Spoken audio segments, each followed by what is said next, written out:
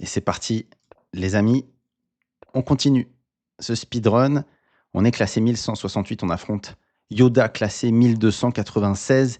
Il joue la carocane et ça nous permet de mettre 2 pions au centre avec les blancs. Et donc, c'est l'idée de la carocane, c'est de soutenir un pion qui arrive au centre pour les noirs, de sorte que si je prends avec les blancs, il va pouvoir reprendre avec un pion. Il y a vraiment beaucoup d'options possibles ici.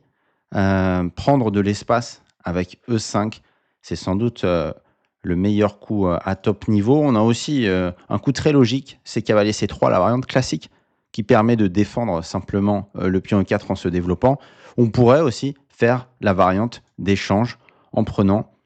Euh, Écoutez, je vais vous proposer de commencer par le coup qui fait peut-être le plus sens quand on commence les échecs. Cavalier C3, on développe une pièce et on défend le pion. N'oubliez pas cette règle qu'on essaye dans l'ouverture, que les échanges centralisent, développent nos pièces à nous plutôt que l'inverse. Et il joue E6.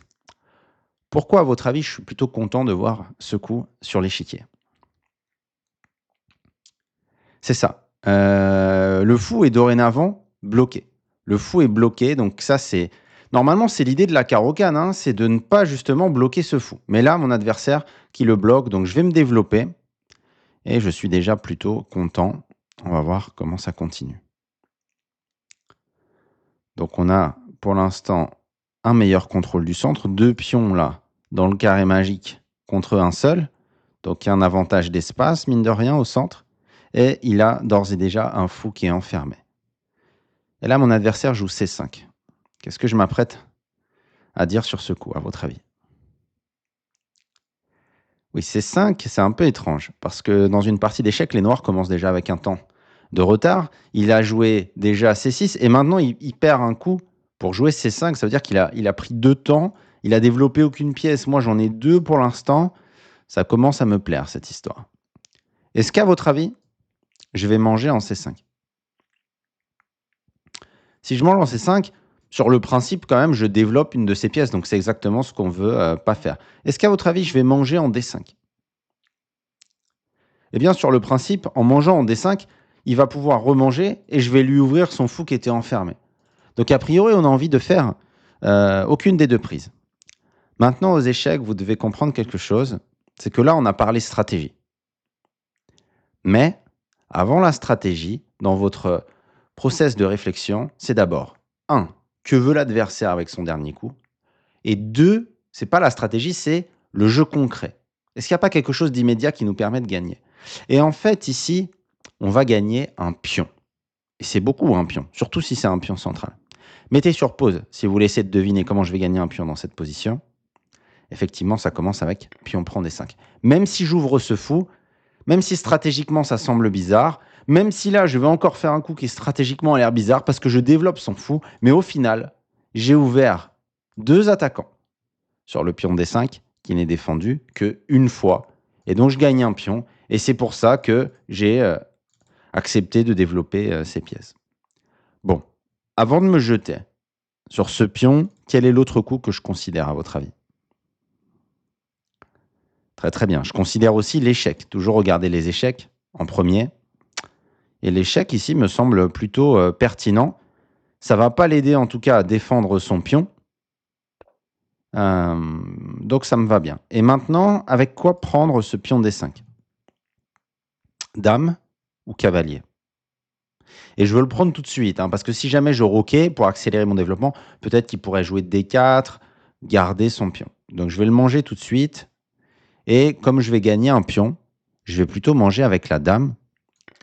Parce qu'en mangeant avec la dame, j'encourage les échanges de pièces. Et quand on a du matériel en plus, ce qui est le cas maintenant, eh bien les échanges sont favorables. Là, si on pouvait aller dans une finale, et donc en échangeant les dames, on s'en rapproche d'une finale, eh bien c'est très bien pour nous.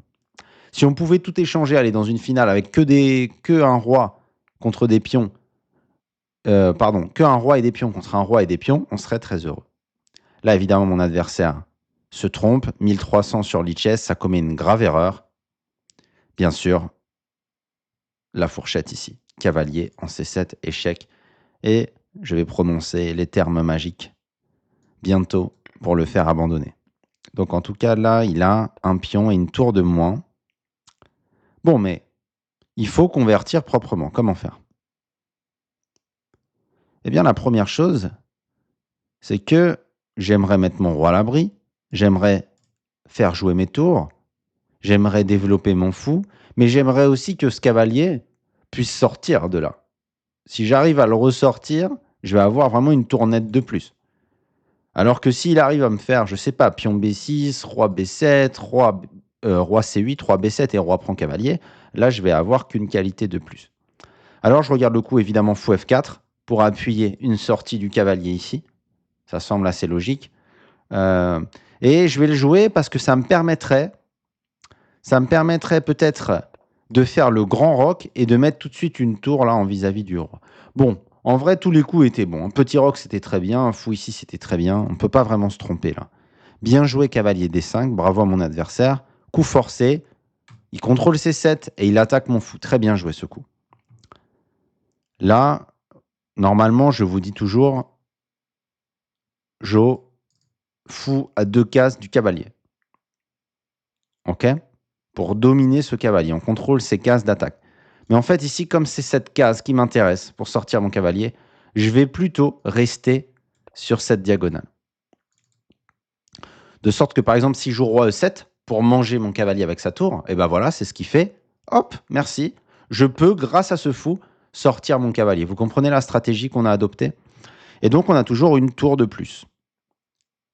Il joue A6. Qu'est-ce que vous faites? À nouveau, deux règles qui s'opposent. On a un gros avantage matériel. Normalement, on échange les pièces. Maintenant, un fou est toujours un peu plus fort qu'un cavalier, surtout dans cette position ouverte. Du coup, franchement, je suis pas sûr que j'ai envie de donner mon fou contre ce cavalier, parce que la position est très ouverte. Je vais plutôt... Bon, les deux coups seraient honorables, hein, mais je vais plutôt garder mon fou. Je le trouve très fort, ce fou. C'est bien.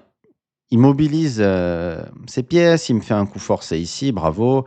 Je vais reculer et je vais aller en F4. Et pas en G3, parce que de F4, je peux aussi me replacer vers l'aile dame. Donc ça me semble un peu plus flexible. Très bien, il continue à faire des bons coups. Il attaque mon pion C2. Vous voyez, toujours mon réflexe, que veut faire l'adversaire?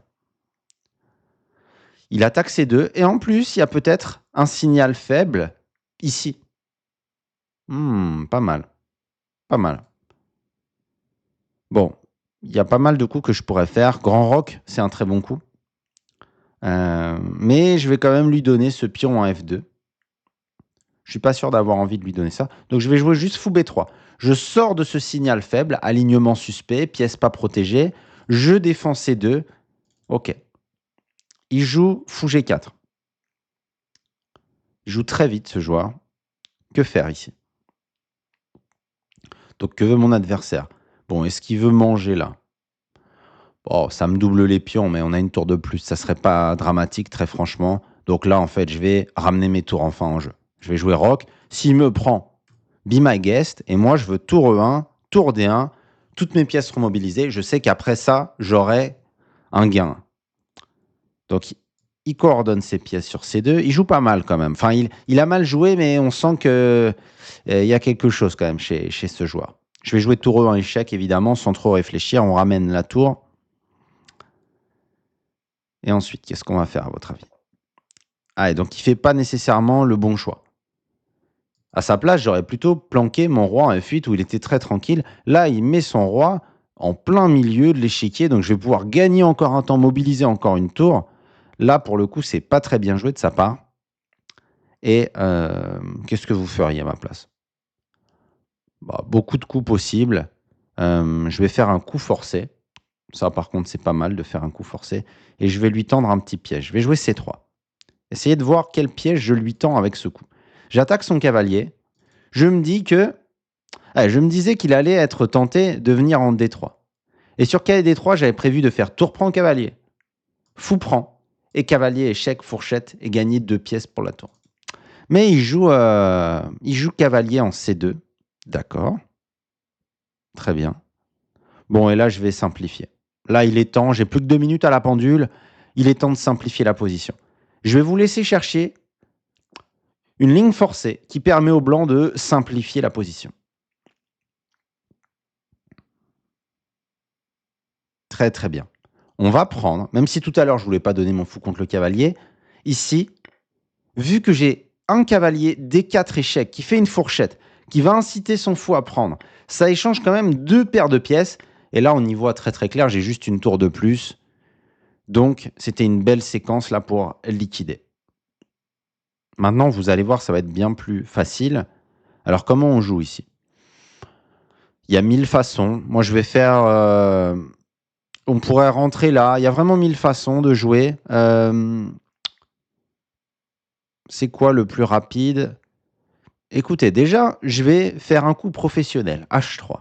De sorte que je ne sois plus jamais embêté avec le mat du couloir. Maintenant, il n'y aura plus de mat du couloir, j'aurai toujours cette case noire et il a un fou de case blanche, c'est parfait. Ok, il joue ce coup-là. Moi, je vais prendre un peu d'espace.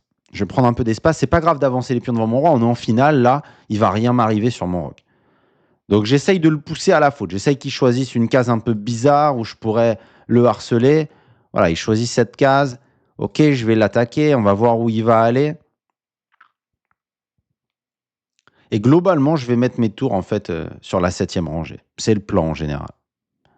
Je crois pas que je vais réussir à le mater avec 2 tours et fou. Donc je vais aller à la cueillette au pion. Donc on y va. Hop. Comme il a un fou de case blanche, bah, si je mets mes tours sur noir, bon, c'est pas une obligation, hein, mais du coup, ça me permet de vraiment pas prendre trop de risques. Et là, qu'est-ce que je vais jouer à votre avis? C'est en train de s'éclaircir un peu. Ma tour contrôle ici, je vais lui faire une sorte de mat de l'escalier. Là, je suis protégé par mon fou. Vu que sa tour est partie là-bas, là, j'ai l'impression, hop, que je suis en train de l'attraper et qu'on va le mater plus vite que prévu. Je vous laisse réfléchir dans cette position. Mat en 2 coups. Mat en 2 coups pour les blancs. Bravo. Donc, tour C5 échec. Force B5. Et le coup de grâce, vous l'avez pour les plus débutants. Bien joué. Le roi a que cette case de sortie. On fait échec et on lui contrôle cette case. Et on a réussi. Très très bien les amis, on continue. Parti. Les amis, on est aux portes des 1200 Elo. On affronte un joueur à 1168. Il fait E4. Et on va jouer notre carreau canne. Notre idée, mettre un pion au centre et pouvoir recapturer surtout avec un pion pour ne pas avoir à sortir la dame. Et il prend, et donc c'est parfait, on peut mettre un pion. Vous voyez qu'on a un pion dans le centre. Lui aussi, il met un pion au centre. Parfait. Qu'est-ce que vous feriez? Bon, on se développe ici. Il n'y a pas trop à inventer la roue. Il n'y a pas trop à inventer l'eau chaude pour le coup. Il faut sortir les cavaliers vers le centre. Ensuite, on va sortir ce fou probablement ici ou là. Ensuite, on va faire E6. Comme ça, notre fou ne sera pas bloqué. Et puis, on va sortir le dernier fou et faire le roc. Là, c'est vraiment une position qui est plutôt simple à jouer parce que la structure de pion est déjà déterminée et mon adversaire fait n'importe quoi. Qu'est-ce que c'est que ce coup? Cavalier G5. Il n'a pas regardé les vidéos de la chaîne facile, notre ami. KG5, pourquoi c'est pas bon? Bien sûr, vous le savez maintenant. Il joue 2 fois la même pièce dans l'ouverture. En plus, pour attaquer quoi, franchement? Il n'y a aucune autre pièce qui se coordonne ici. Donc vraiment, ça, c'est pas bon. Écoutez, je vais juste me développer et je vais faire un coup qui gagne un temps. J'attaque la dame et je me développe avec gain de temps. Je ne suis pas obligé de chasser son cavalier parce qu'il ne menace rien en fait. Donc, je ne vais pas replacer son cavalier sur une bonne case. Donc, je l'oblige à affaiblir un peu son roi et je vais me replacer tranquillement ici. Et en fait, son roi était un peu affaibli là sur les cases noires. Par la suite, vous allez voir, ça va se voir. Et puis d'ailleurs, si maintenant je chasse son cavalier, il n'a plus accès à la case naturelle. Il va devoir se retrouver sur une case très bizarre. D'ailleurs, juste pour vous illustrer, on pourrait le faire maintenant. On n'est pas obligé, on pourrait tout à fait faire E6. Mais si je fais les coups forcés, regardez, si je fais H6, a priori il fait cavalier H3. C'est quoi la suite de la ligne forcée? Bien sûr, je mange son cavalier, il est obligé de remanger avec le pion. Et il a une structure de pion vraiment très dégradée. Maintenant, moi, je vais juste plutôt continuer à respecter les principes. Il a l'air de pas bien jouer, donc je vais le laisser continuer. Je ne vais pas forcer les choses. Ça, c'est un conseil qui pourra vous aider aussi un peu plus tard. Quand vous jouez un adversaire, vous avez l'impression qu'il fait un peu n'importe quoi. vous pouvez juste vous développer naturellement et le laisser faire des coups. Vous voyez, à 3, pareil. Donc, je vais pas le forcer. Tac, c'est sûr qu'il trouvera ça. Tac, c'est sûr qu'il trouvera ça. C'est à moi de faire le jeu. Là, je le laisse vraiment faire ses choix. Et pour l'instant, c'est plutôt pas mal. Bon, là, maintenant qu'il a mis le roi ici, là, j'ai du mal à résister. Donc, j'attaque son cavalier. S'il n'est pas, fou, il va aller en H3. Bien sûr, j'aurais pu continuer hein, à faire roc, à jouer normalement. Mais là, je vais faire la ligne forcée pour le coup. H6, son cavalier va aller en H3. Je vais manger son cavalier, il va remanger et son roi devient assez faible. Donc on y va. Je mange avant que son cavalier puisse s'enfuir. Ok. Et maintenant, quel plan vous pourriez imaginer pour attaquer ce roi qui est faible? On va faire vraiment un plan d'école ici. Il y a un plan d'école. Bien sûr, on pourrait faire le roc, mettre le roi à l'abri, ça serait très très bien. Mais je vais me garder l'option peut-être de faire le grand roc. Je vais plutôt jouer fou C7. Est-ce que vous comprenez ce coup? Pourquoi je fais ça? Je joue 2 fois la même pièce dans l'ouverture. Je viole les principes de l'ouverture. Pourquoi? Eh oui, parce qu'en fait, j'ai envie de placer ma dame en D6 et de viser H2. Donc j'essaye de jouer de manière agressive pour le coup. Il fait tour E1. Que veut mon adversaire? Attention, il y a un signal faible ici. Est-ce qu'il menace de... Non, ça c'est hyper blindé. Donc, ok, j'y vais pour ça. Est-ce qu'il va voir cette menace de dame prend H2? Bon, il peut défendre. Hein. Il peut défendre, mais ok, toutes nos pièces sont très bien placées. C'est très bien aux échecs d'avoir des pièces qui se coordonnent, comme ça, qui attaquent des points communs, en faisant par exemple ce qu'on appelle une batterie. Là, ici, on a une belle batterie. Et lui, il est sous-développé. Il fait dame D2. D'accord. Et là, je vois pas comment gagner. J'ai que dame et fou à l'attaque pour l'instant. Donc, ce que je vais faire, c'est que je vais mettre mon roi à l'abri. Mais surtout, je vais déclouer ce cavalier. Et j'ai une idée. J'ai une idée et essayer de la deviner. Quelle peut bien être mon idée dans cette position? Je vous laisse réfléchir. Et il a joué à 4 et justement, mon idée, elle va fonctionner maintenant. Il y a un signal faible dans sa position. La dame est surchargée.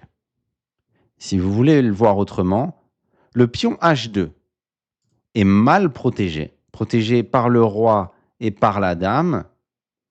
Et le pion D4 est également mal protégé, seulement protégé par la dame. Ce qui fait que la dame est surchargée, elle a beaucoup de travail. Comment on en profite? Très très bien. On va jouer ici sacrifice du cavalier en D4. On menace d'ailleurs d'aller faire une fourchette incroyable. Et s'il prend, la dame a quitté la défense de H2. Je dois être honnête avec vous, j'ai pas vraiment calculé tout ce qui allait se passer après dame prend cavalier, dame prend H2. Mais une dame qui débarque comme ça, aussi proche du roi, en général, c'est des problèmes pour l'adversaire. Donc là, je me suis fié à mon instinct. Ah d'ailleurs, je viens de voir autre chose. Sur dame prend, je viens de voir que j'ai encore plus simple. Est-ce que vous voyez de quoi je parle? Ouais, sur dame prend, on aurait aussi pu faire le clouage ici avec fou B6 et gagner la dame. Donc là, c'est assez délicat pour notre adversaire, mais qui trouve un bon coup de défense. Que faire? Que faire pour continuer?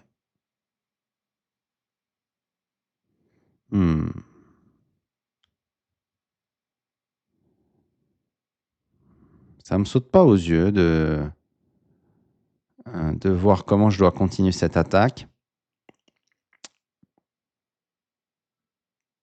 Je sais pas vous, si vous avez une idée. Ce que je vois, c'est que ce cavalier-là, j'aimerais beaucoup qu'il participe à l'attaque, mais là, il est dominé. En fait, je vais essayer de faire participer ce cavalier. Je pourrais aussi, hein, les coups qui me traversent l'esprit, c'est mettre la tour sur la colonne, peut-être pour un jour faire quelque chose ici. Ça serait bien. et ramener ce cavalier. Je ne sais pas si le cavalier doit emprunter cette route ou si le cavalier doit emprunter cette route. Je ne sais pas trop. Dans tous les cas, mon cavalier est toujours imprenable à cause de fou B6. Bon, écoutez, comme je ne sais pas trop encore pour ce cavalier, je vais plutôt jouer tour C8. Donc, il faut être patient aux échecs. Ça, je veux vous l'apprendre. Il faut construire sa position. Donc, on est en train de construire notre position. Notre adversaire fait vraiment n'importe quoi. Pour le coup, il joue vraiment pas bien parce qu'il vient d'affaiblir ici. Et là, ça va être des problèmes pour lui. J'ai l'impression que ça va être des problèmes. En tout cas, il y a un nouveau signal faible qui s'est ajouté. De sorte que là, il y aurait déjà une tactique. Mais bon, on pourrait peut-être chercher mieux. Mais déjà, on pourrait faire dame prend H2. Échec. Juste pour vous illustrer. Il a affaibli son cavalier. Il y a un alignement suspect. On pourrait faire dame prend H2. Échec. Il est obligé de prendre. Je prends avec le fou. Échec. Il fait roi prend. Il a gagné une pièce, mais contre un pion. Et à la fin, j'aurai tour prend. Et je suis plutôt très heureux. J'ai 2 pions de plus. Maintenant, vu la position, j'ai envie d'être encore plus capitaliste. Je ne sais pas si ça se dit. Et je vais essayer de le mater. On va essayer de le mater. Je ne vais pas aller dans la finale avec 2 pions de plus. Je l'aurais fait contre Magnus Carlsen, sans doute. Et là, voilà. Je suis puni pour mon insolence parce que j'avais... En fait, mon adversaire... Ah, ça, vous devez... Ça, j'en profite pour vous en parler aussi parce que c'est un de mes défauts en tant que joueur d'échecs. Pourtant, je joue depuis longtemps.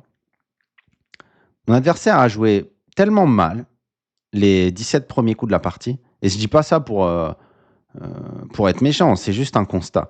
Que je me suis dit, bon, bah, vu qu'il a joué mal, de toute manière, il ne peut pas trouver un bon coup. Mais en fait, ça, c'est une grave erreur. Il ne faut pas sous-estimer l'adversaire à aucun moment. Et là, je me suis relâché et il m'a fait une belle tactique. Donc, franchement, bravo à lui. Très bien joué. Ouais, très bien joué. Ok, bon. Que faire? Que faire?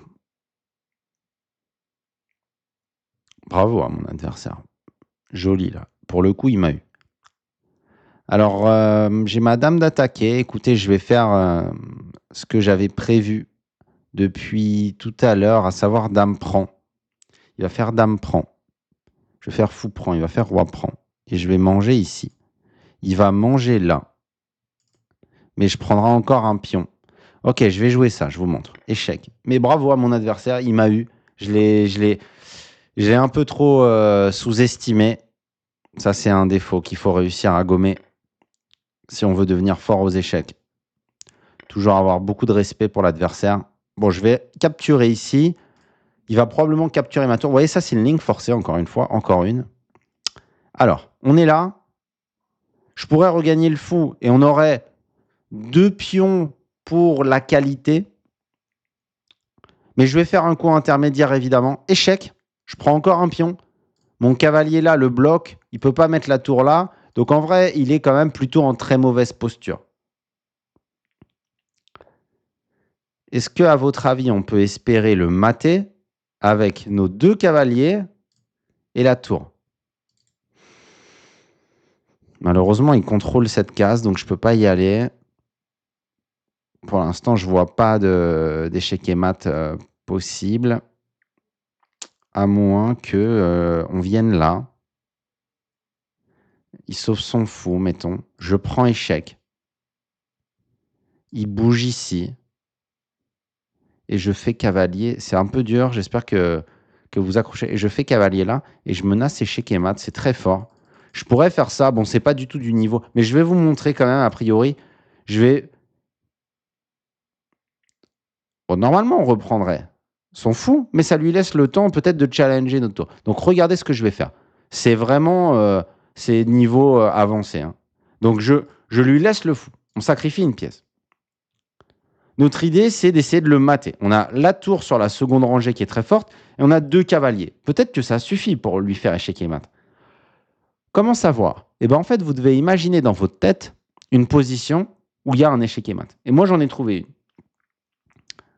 Est-ce que vous voyez une position où il y a un échec et mat sur le roi avec ces pièces-là? Et donc, il challenge il challenge notre tour, d'accord, intéressant. Que faire? Oui, là, il y a pas mal de tactiques. Pas mal de tactiques.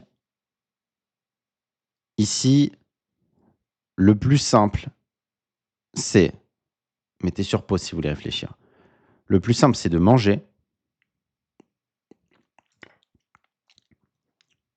Il est obligé de remanger a priori. Et vous devinez ce que je vais jouer ensuite?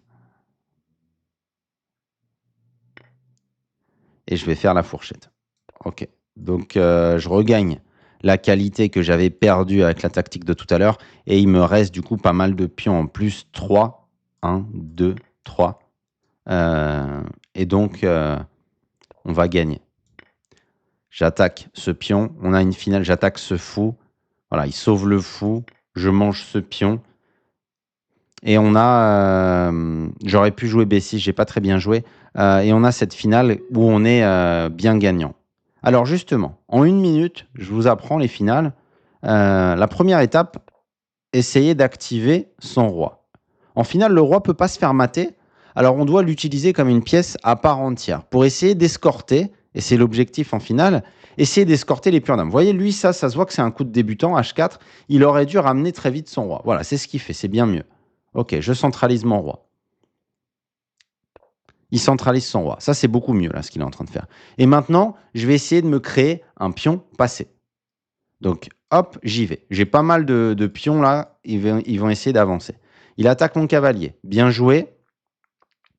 Mais en vrai, je peux tout à fait... Alors, je peux faire plusieurs choses. Je vais vous montrer peut-être ça. Je vais vous montrer que même s'il prend et il regagne un pion, bah, une finale de roi où on a 2 pions de plus, c'est gagnant. Même un pion de plus, en vrai, c'est gagnant. Alors, la technique, ça va être quoi? Bah, la technique, ça va être de bloquer. Et c'est ce pion, en fait, qui va être escorté à dame, puisque c'est mon pion passé. Donc là, j'avance. Et il va plus... Voilà. Dès qu'il recule, hop, j'active mon roi. Dans les finales de pions comme ça, c'est assez binaire. Si on peut activer son roi, on le fait. J'aurais pu jouer roi F4. Bon, si on peut aller directement à dame avec les pions, on le fait. C'est ce qui va se passer ici. Hop, j'avance. Hop, hop. Il ne peut pas tenir les 2 pions. Hop, ouais, s'il mange lui, je vais là-bas. Bien sûr, on aura l'occasion de faire des finales avec un peu plus de temps à la pendule. Ok, et ça, évidemment, vous savez gagner. On ramène le roi avec la dame et on va réussir à enfermer normalement assez vite ici. Attention à ne pas faire patte. Hop.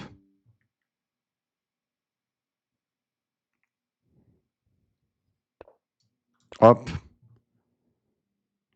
Hop. Je vais prémouver un peu.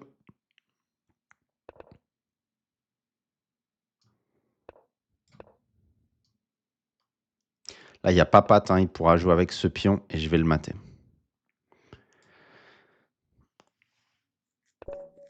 Ok. Intéressante cette partie. Notre adversaire qui a très mal joué. Et ensuite, moi, je me suis relâché. Ceux qui arriveront à ne jamais se relâcher, vous serez des joueurs d'échecs incroyables.